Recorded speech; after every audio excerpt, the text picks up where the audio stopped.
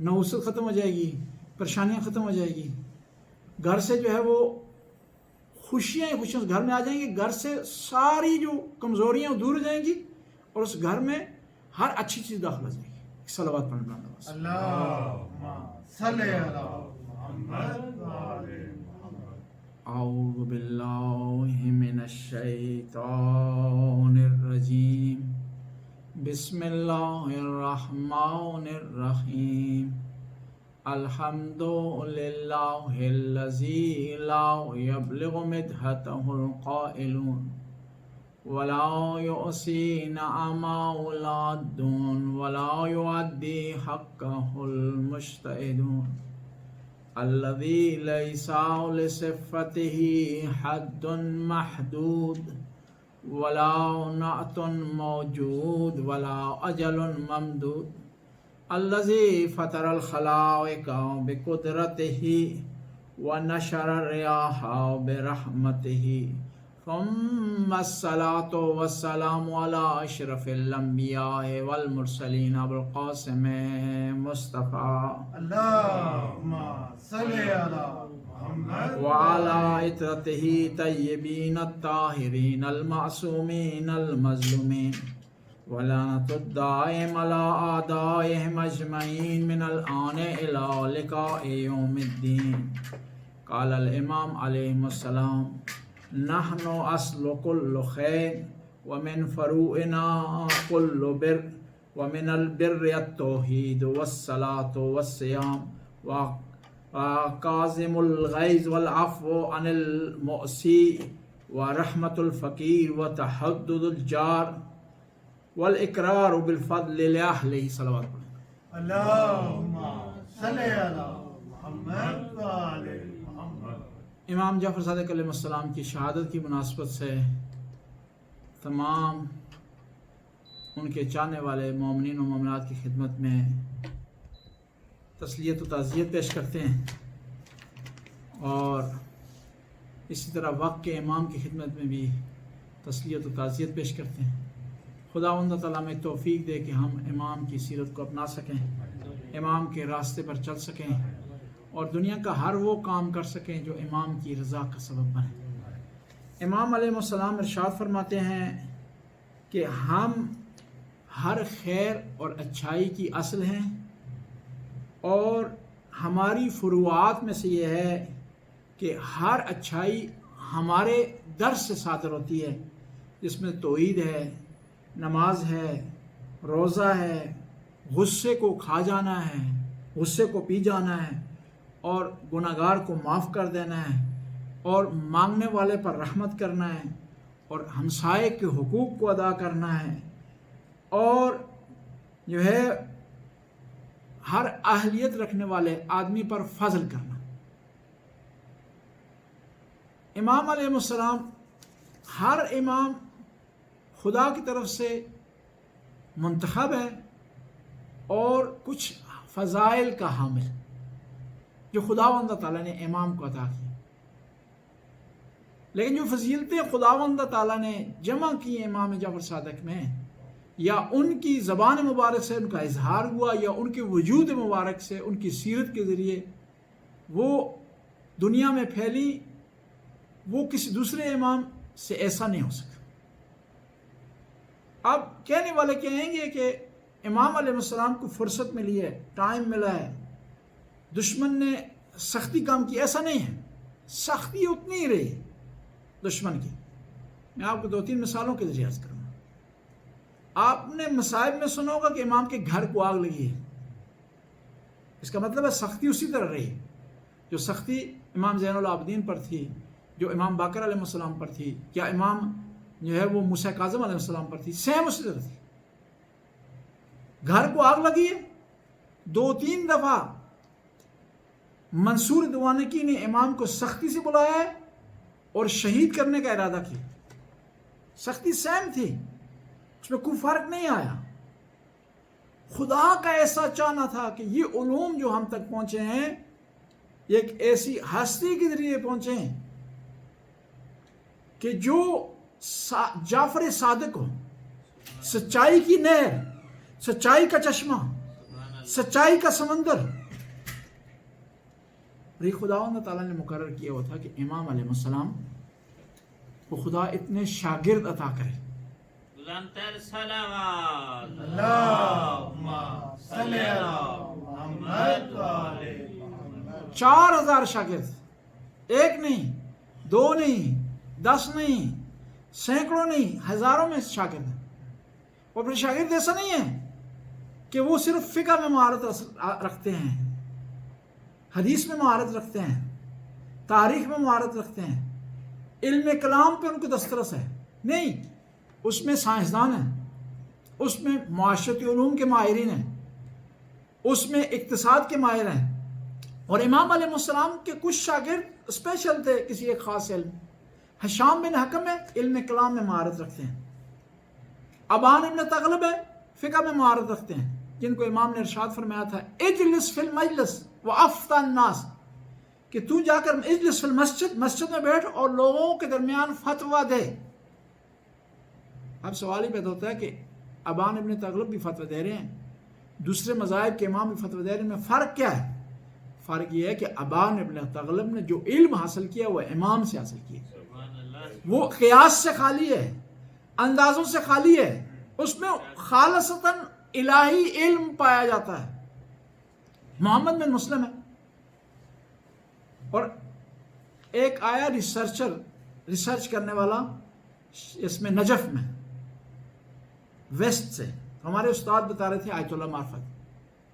तो हमने उस्ताद बता रहे, हमने उससे पूछा रिसर्चर से, उस गोरे से, तुम किस लिए आए हो? कहा कि मैं आया हूं मोहम्मद बिन मुस्लिम से मुतल्लक तहकीक करने से। कहा कि क्या तहकीक करना चाहते हो? कहा कि इमाम के जो शागिर्द हैं उनके बारे में हमें इल्म हो गया है कि फलां इसमें महारत रखता है, फलां इसमें महारत रखता है, ज़ुरारा बिन आयुन हदीस में महारत रखता है, अबान इब्न तगलब फ़िक़ह में महारत रखता है, जाबिर बिन अय्यान साइंस में महारत रखता है। लेकिन मोहम्मद बिन मुस्लिम को मुझे नहीं पता चला किस चीज़ में महारत रखता था। मैं आया हूँ रिसर्च करने के लिए, पता लगाऊँ कि इसकी महारत किस में थी, किस में ये स्पेशल था। तो हमारे उस्ताद कहते हैं, हमने उससे पूछा कि तुम्हें किस तरह पता चलेगा? कहा मुझे पता चलेगा कि उसके जो सवाल है इमाम से, उसके जो सवाल है इमाम से, उससे हम अंदाजा लगाएंगे कि वो सवाल किस सब्जेक्ट से मुतल्लक करता है। और इमाम अलैहिस्सलाम के जो शागिर्द थे, वो शागिर्द इस तरह इमाम ने को तरबियत की हुई थी कि गोया बाज़ औक़ात इमाम से मुबाहिसा करते थे। इस तरह होता था कि खुद इमाम मजलिस में आकर बैठ जाते थे, शागिर्द को कहते थे तू बयान कर, शागिर्दों को इकट्ठा करके फरमाते थे तुम यहां बहस करो, मैं सुनता हूं कि मेरे शागिर्द किस तरह बहस कर रहे हैं। एक इमाम का शागिर्द था, एक दफ़ा इमाम आए, मेंबर पर तशरीफ लाए, और मेंबर पर बैठने के बाद कहने लगे कि आज मैं अपने शागिर्दों से सुनना चाहता हूं कि इन्होंने मुझसे क्या सीखा है। कोई है मेरा शागिर्द जो आए स्टेज पर, जो मुझसे सीखा उसको बयान करे।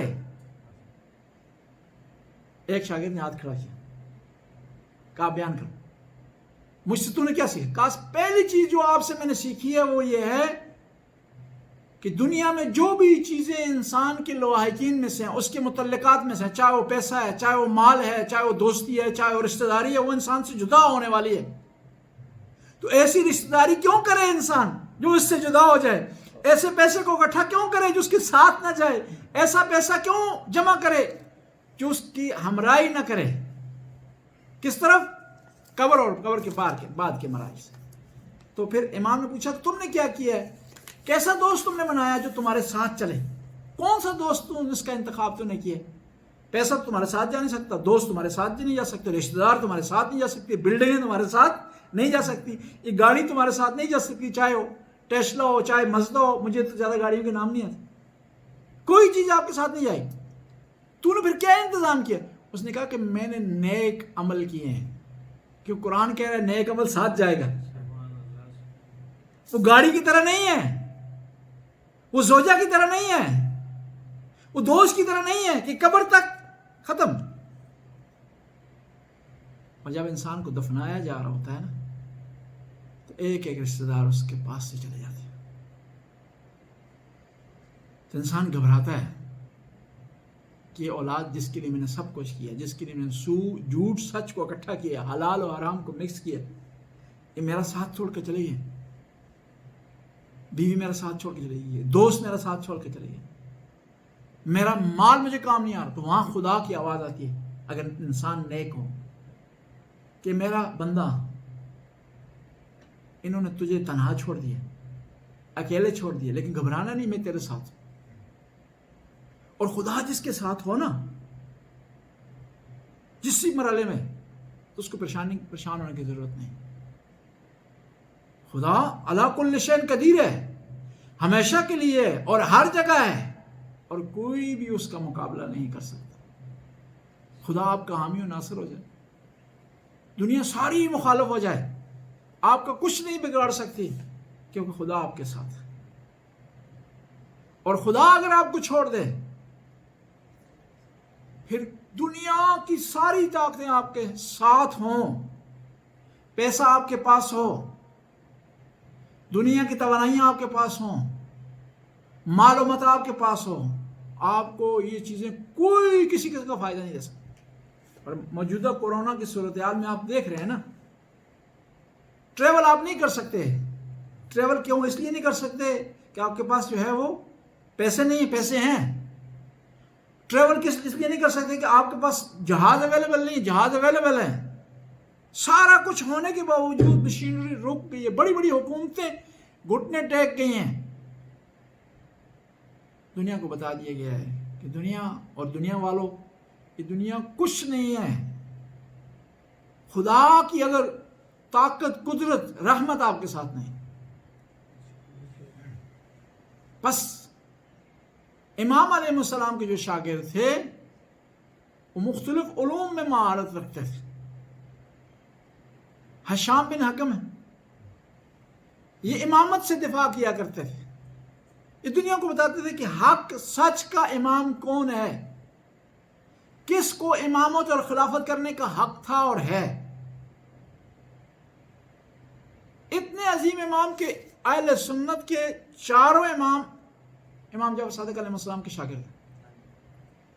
اور امام ابو حنیفہ نے تو یہاں تک کہہ دیا لولا سنتان لہلک النعمان، اگر 2 سال امام جعفر صادق کی خدمت نہ کرتا تو میں ہلاک ہو جاتا۔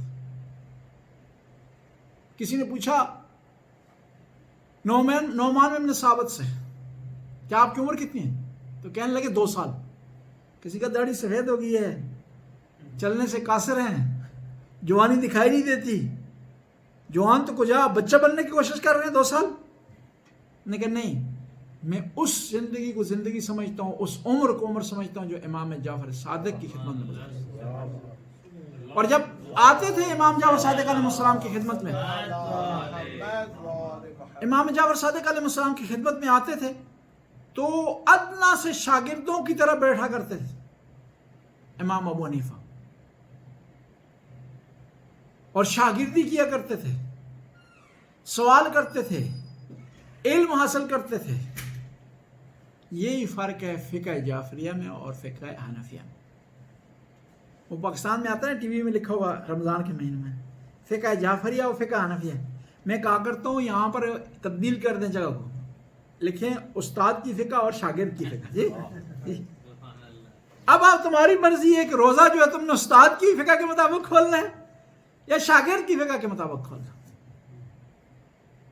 خود امام علیہ السلام کی زندگی کا احاطہ کرنا، اس کا مطالعہ کرنا، اس کی گہرائی میں جانا ہر آدمی کی بس کی بات نہیں۔ ہم تو صرف وہ ظاہری جو پہلو ہیں جس کی ہم استطاعت رکھتے ہیں، جس کو ہم سمجھتے ہیں، ان کو اجاگر کرتے ہیں۔ امام علیہ السلام کی سخاوت کا یہ عالم تھا، کہتے ہیں کہ مدینے میں قحط آ گیا، خوش سالی ہو گئی، اور مدینے کے لوگ لاچار ہو گئے گندم کی طرف، غلے کی طرف، اناج کی طرف۔ تو امام نے اپنے خادم کو بلایا، خادم آئے، کہا بتاؤ کہ ہماری جو ہے وہ غلے کی کیا صورتحال ہے، اناج کتنا ہمارے پاس؟ تو خادم نے کہا کہ مولا گھبرانے کی ضرورت نہیں ہے، ہمارے پاس پورے سال کا غلہ اور اناج ہے، ہمیں کوئی پریشانی ٹینشن نہیں ہے قحط سے۔ تو امام نے فرمایا سارا غریبوں میں تقسیم کر دو۔ دیکھیں عام حالت میں تقسیم کرنا اور مسئلہ ہوتا ہے، قحط کی حالت میں جب لوگ سٹور کر رہے ہوتے ہیں، ذخیرہ اندوزی کر رہے ہوتے ہیں، احتکار کر رہے ہوتے ہیں، سٹوریج کر رہے ہوتے ہیں، موقع سے فائدہ اٹھاتے ہوئے قیمتوں کو بڑھا دیتے ہیں، امام علیہ السلام نے کہا کہ نہیں، تقسیم کر دو۔ امام کے باغات تھے مدینہ میں، اس طرح کربلا میں بھی امام کا باغ ہے، آپ لوگ زیارت کے لیے انہوں نے دیکھا ہوگا، مقام امام جعفر صادق علیہ السلام۔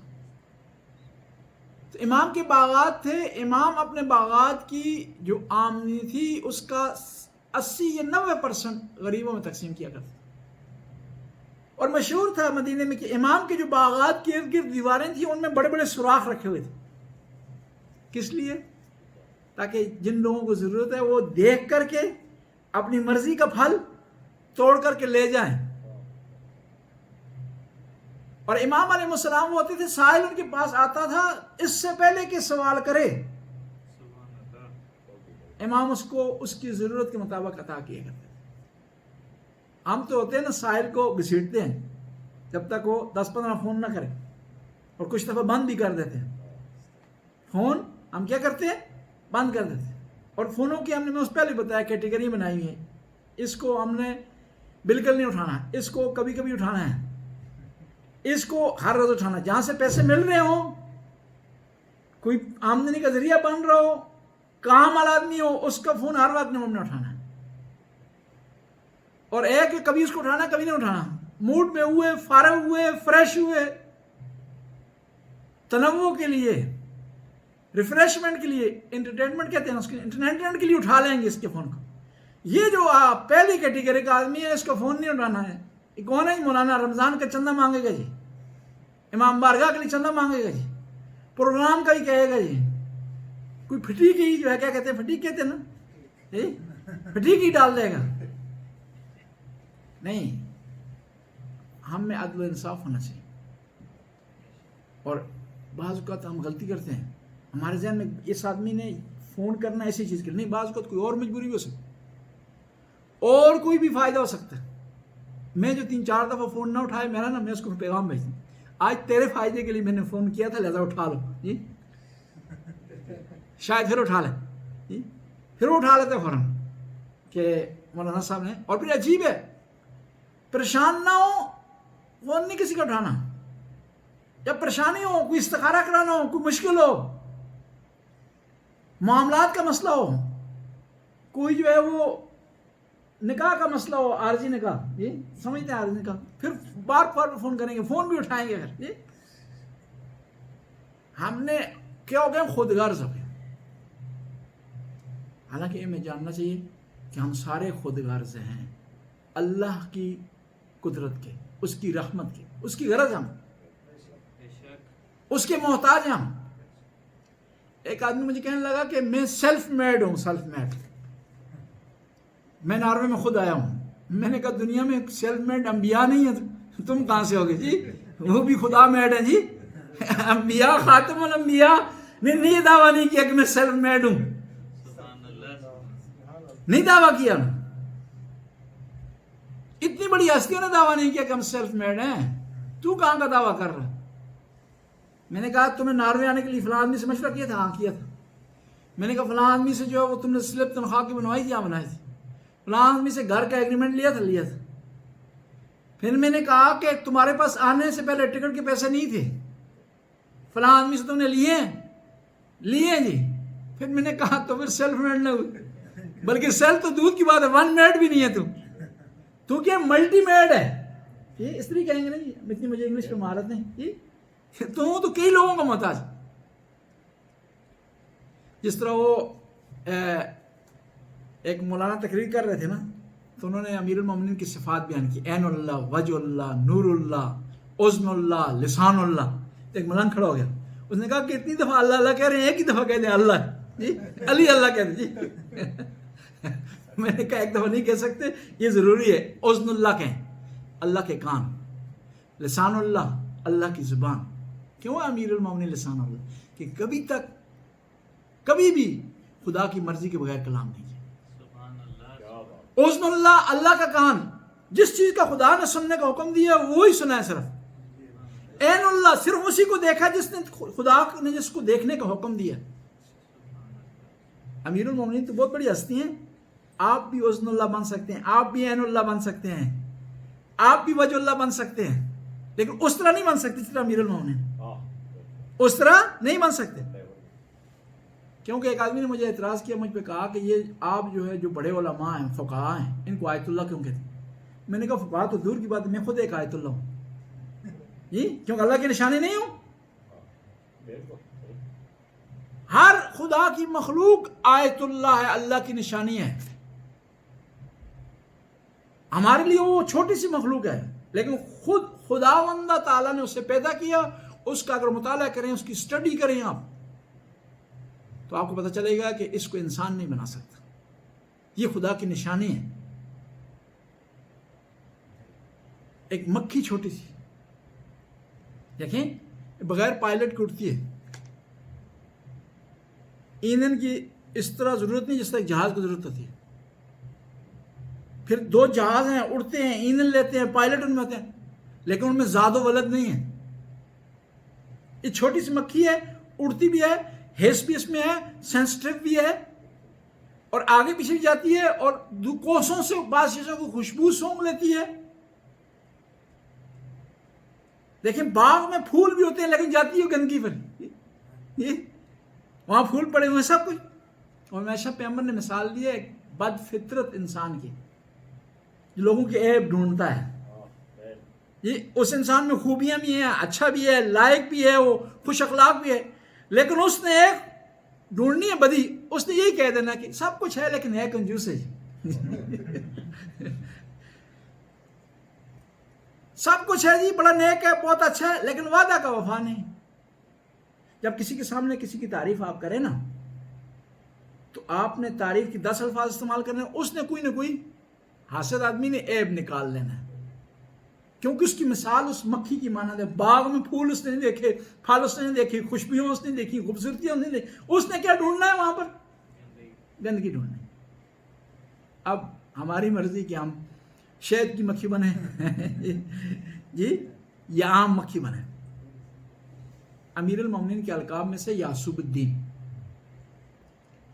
یہاں ضروری جملے کا اضافہ کریں. یعصوب کہتے ہیں شہد کی مکھی کی ملکہ کو. شہد کی مکھی کی ملکہ. اور شہد کی مکھی کی ملکہ کا پتہ کیا کام کیا ہوتا ہے؟ مکھیاں جب باہر سے آتی ہیں نا, ان کو چیک کرتی ہے. اگر گندگی سے ہو کر آئیں تو انہیں روک دیتی ہے, نہیں آنے دیتی. یعنی پہچان بنتی ہے گندگی کے اور خوشبو کے درمیان, گندگی کے درمیان اور پھولوں کے درمیان. امیر المومنین کو یعصوب الدین اس لیے کہا کہ امیر المومنین بھی منافق اور مومن کو جدا کرتے ہیں. مومن کو آنے دیتے ہیں, منافق کو روک لیتے ہیں. یعصوب الدین اس لیے کہا گیا امیر المومنین. اور پھر ایک یہ ہے کہ ملکہ ایک ہی ہوتی ہے جی. مکھیاں ہزاروں ہوتی ہیں, ملکہ ایک ہی ہوتی ہے. صحابہ بہت زیادہ ہیں, لیکن علی جیسا کوئی بھی نہیں ہے. صحابہ بہت زیادہ, لیکن کسی صحابی کے بارے میں پیغمبر نے نہیں کہا کہ اس کے چہرے کی طرف دیکھنا عبادت ہے. صحابہ بہت زیادہ ہیں, کسی صحابی کے بارے میں نہیں کہا کہ ذکر ہو عبادت, اس کے ذکر کرنا, اس کو یاد کرنا عبادت ہے. اور عجیب ہے, عبادت آپ خالی عبادت کرتے رہیں گے, عبادت شمار نہیں ہوگی. جب تک نماز نہ پڑھیں, جب تک روزہ نہ رکھیں, جب تک کوئی نیک کام نہ کریں. خالی اگر عبادت کریں کہیں گے تو عبادت آپ کی شمار نہیں. لیکن علی کا ذکر ایسا ہے کہ خالی علی علی بھی کہیں تو ذکر شمار ہوتا ہے. نعرہ حیدری.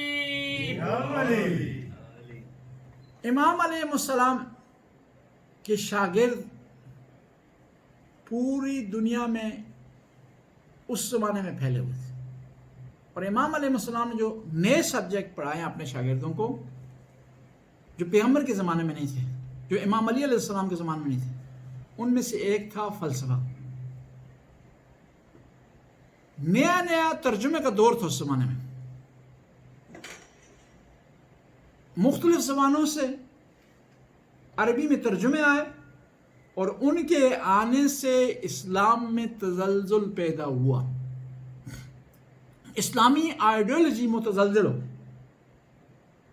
جس طرح ابھی بعض کو کوئی نیا نظریہ آتا ہے تو جب تک علماء جواب نہیں دیتے، جب تک اس کے بارے میں ریسرچ نہیں ہوتی، تو ہمارے جوان راستے سے اتر جاتے ہیں. ہوا ہے پاکستان میں. پرویزی لوگ کیوں ہوئے ہیں؟ لوگ پرویزی کیوں ہوئے ہیں؟ اس لیے ہوئے ہیں کہ اس نے ایک نئے نظریے پیدا کیے اور اسلامی آئیڈیالوجی کے بعض نظریات کو اس نے چیلنج کیا یا ان کی توجیہ کی، تو جوان کا جو ذہن تھا اس نے اپیل کیا اس کو. اور یہاں میں ایک اضافہ کروں گا، پاکستان میں بعض علماء اگر میدان میں نہ آتے تو ہمارے شیعہ جوانوں کے ساتھ بھی یہی حشر ہوتا جو اہل سنت کے جوانوں کے ساتھ ہوا پرویزیت کے حوالے سے، جس میں مشہور و معروف نام ہے جواد نقوی صاحب. کوئی بھی معصوم نہیں، 4 معصومین کے علاوہ. ہر آدمی سے کوئی نہ کوئی غلطی ہو سکتی ہے، لیکن اس کی کسی ایک غلطی کی وجہ سے اس کے 99% کام پر آپ کبھی پانی نہ کریں.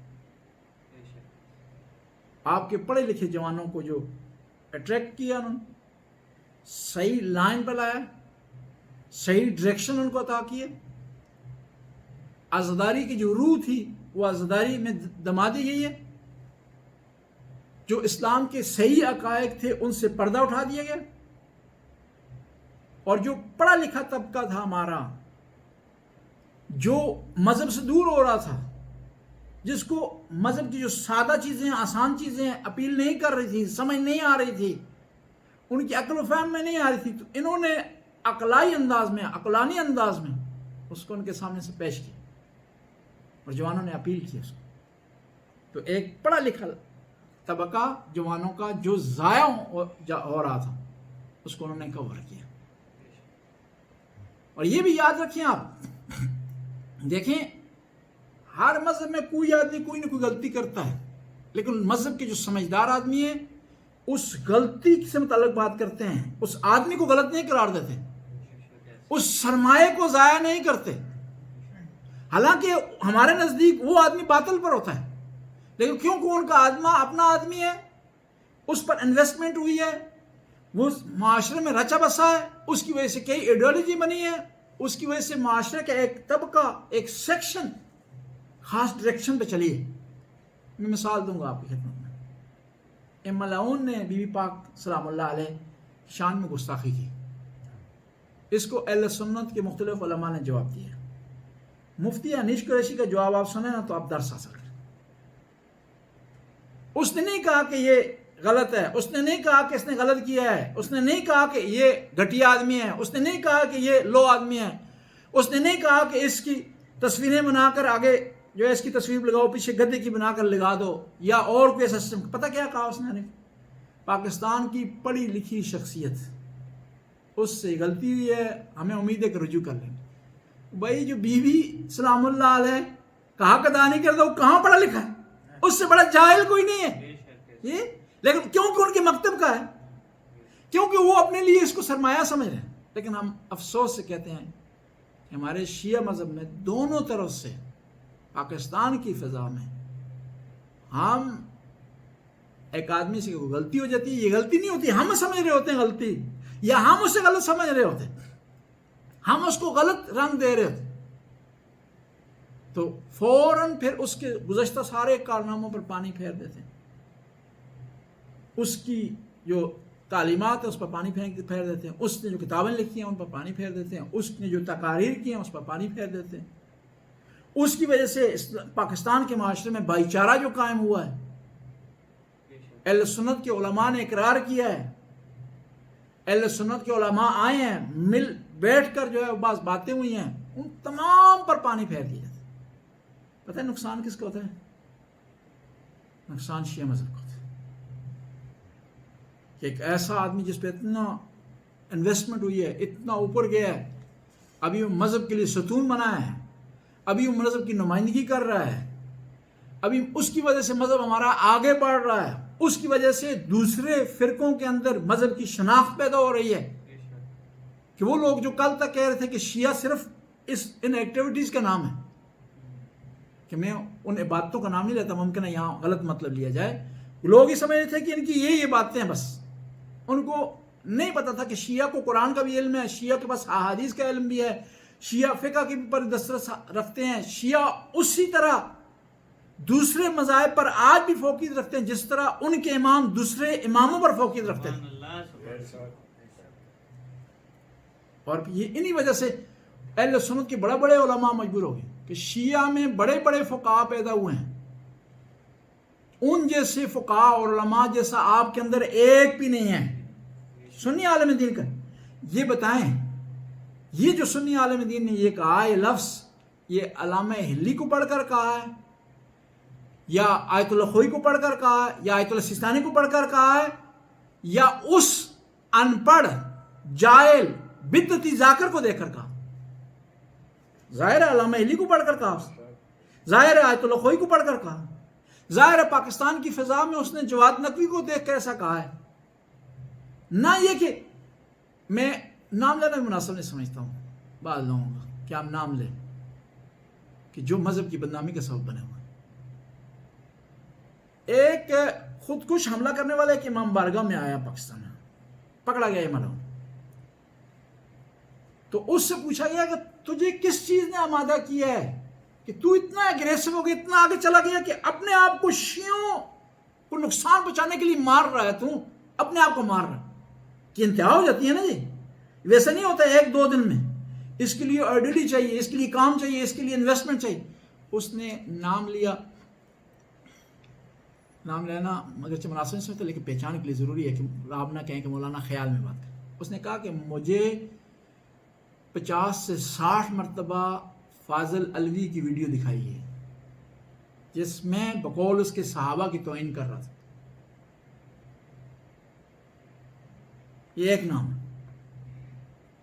50 یا 60 مرتبہ سے زیادہ مجھے دکھائی گئی ہے، جس کی وجہ سے میرے یہ اندر جذبہ پیدا ہوا ہے کہ شیعہ اتنے گستاخ ہیں، اتنے لو ہیں، اتنی لو باتیں کرتے ہیں. جب تک علماء پاکستان میں نہیں آئے تھے نا انقلاب کے بعد، لوگوں کے ذہن میں یہی تصور تھا کہ شیعہ جو ہے وہ ہوتے ہیں جو مذہب سے کوئی ان کا تعلق نہیں ہے، نماز نہیں پڑھتے، روزے کے یہاں کوئی تصور نہیں ہے ان کا، یہ جو ہے کلین شیف ہوتے ہیں، کوئی دنیا کا لو کام نہیں ہے جو انہوں نے نہ کیا ہو، یہ ذہن میں تصور تھا. لیکن علماء نے آ کر کے مختلف ذرائع استعمال کر کے دنیا کو بتا دیا کہ شیعہ اسی طرح علم کا گہوارہ ہے جس طرح ان کے امام تھے. ورنہ آج تک سنی یہ کہتا تھا کہ 12 امام ہماری سر آنکھوں پر ہیں، وہ علم کے مینارے ہیں، علم کے قطب ہیں. قطب مینارے کو کہتے ابدال و قطب کا لفظ استعمال سنا ہوگا. لیکن یہ جو شیعہ ہیں ان کا تعلق ان ائمہ سے نہیں، اور کبھی بھی انہوں نے جرأت نہیں کی کہ خود ائمہ کو برا بلا کہیں، شیعوں کو برا بلا کہتے رہے. لیکن ان علماء نے ثابت کیا آ کر پاکستان کی فضا میں کہ نہیں، جو اصول کافی میں لکھا ہوا ہے اس پر شیعہ آج بھی عمل کر رہے ہیں، جو فروع کافی میں ہے اس پر عمل کر رہے ہیں، جو نہج البلاغہ میں لکھا ہوا ہے اس کی عملی تصویر جو ہے پاکستان کے شیعہ ہیں. ہاں کچھ لوگ ہو سکتے ہیں وہ ہر مذہب میں ہر فرقے میں ہوتے ہیں کہ جو اپنے آپ کو شیعہ تو کہتے ہیں لیکن نماز نہیں پڑھتے، شیعہ تو کہتے ہیں، غیبت سے ان کی زندگی بھری ہوتی ہے، شیعہ تو اپنے آپ کو کہتے ہیں لیکن اسلام کی کسی چیز کو فالو نہیں کر رہے. تو ایک صلوات پڑھ لوں بس. اللہم صلی علی محمد و آل محمد.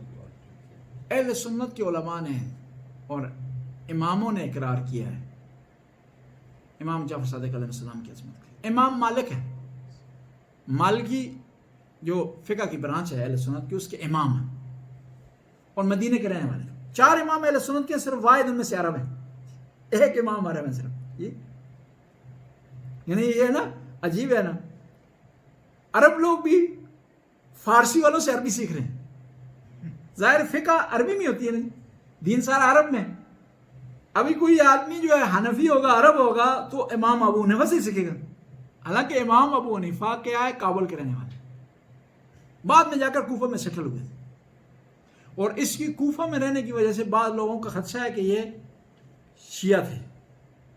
خود مالکی ان کو اہل سنت سمجھتے نہیں، امام ابو حنیفہ کو مالکی کہتے ہیں کہ یہ تھے زیدی شیعہ تھے، کیونکہ انہوں نے فتویٰ بھی دیا تھا نا کہ جو آدمی بھی زید شہید کے ساتھ جائے گا اور جنگ میں شرکت کرے گا وہ شہید کہلائے گا، اور انہوں نے مال بھیجا تھا زید شہید کی مدد کرنے کے لیے امام جعفر صادق علیہ السلام کے چچا جان کے لیے۔